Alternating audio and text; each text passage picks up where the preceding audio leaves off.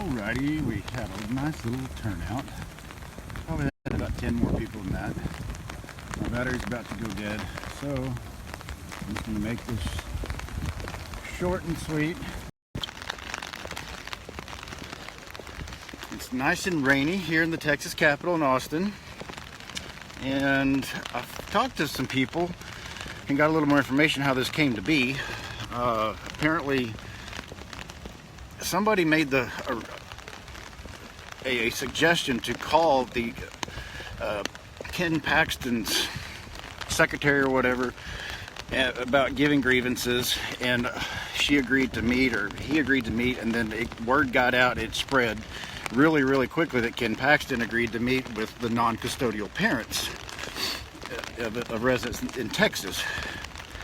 And so a bunch of people showed up, and I was talking to a buddy of mine, Frank Bustos. He was rejected entry. And I said, what do you mean rejected entry? They said, well, they have to do a background check on you before you get in. Like, I guess they checked your ID. I was like, what? For a town hall meeting? And so I thought it was just a town hall meeting, but you had to get, and the reason I didn't get rejected per se. I don't know, some of you may remember back in July, a week before I went to court on July 21st, I got pulled over by a cop saving the day because my freedom sticker was expired. Well, you can't pay your fine for your freedom sticker being expired if your truck isn't registered, and I couldn't at the time register my truck because I was behind on child support, and now I'm behind on child support. And so the Office of the Attorney General's Office Child Support Division, Ken Paxton's office, last week put a lien on my bank account, and I didn't have all my money in there, so everybody who was generous enough to offer, I'm fine on money. I'm not stupid enough. Banks aren't secure anyway. You got to be a fool to keep all your eggs in one basket there. But anyways, I thought I was going to get to talk to him and like say, look, seriously? Yeah, you know, the guy subcontractors always told me, and everybody else that teaches subs through him says, oh, there goes the battery, getting close. He would never ever send me or anybody else to do a job that he either A, hasn't done himself, or wouldn't be willing to go do himself. And I was going to ask that very question to Ken Paxton, the Attorney General of Texas.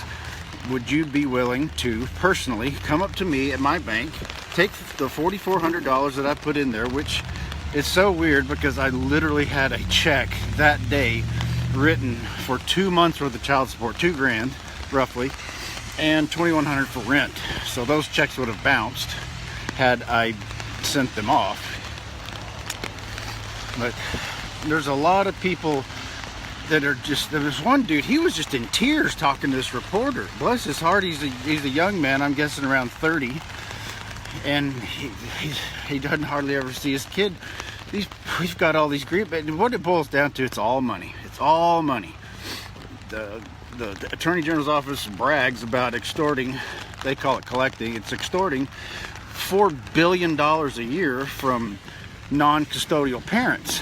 And they're incentivized by the feds on some kind of bullshit rule called Title 4D. The state of Texas got like, I don't know, someone said like 70 or 80 million dollars as an incentive to go after me, the deadbeat dad. And it's just, I made a point to that reporter, told her, you know, it's funny, I'm a deadbeat dad in the state of Texas eyes, and yet the only time I've ever missed visitation with my kids is when the state of Texas put me in jail for 60 days for being a good dad. Her face was just perplexed. But I'm glad these people are showing up. I saw Jody Mueller was there, Wendy Perry, I got to meet her. Oh gosh, I'm forgetting names. I hate it when I do that. That's why I hate naming names. But anyway, my battery's really seriously about to go. So everybody go have a chip cheerio day, because I'm going to, even though the Attorney General's office is my own personal Grinch.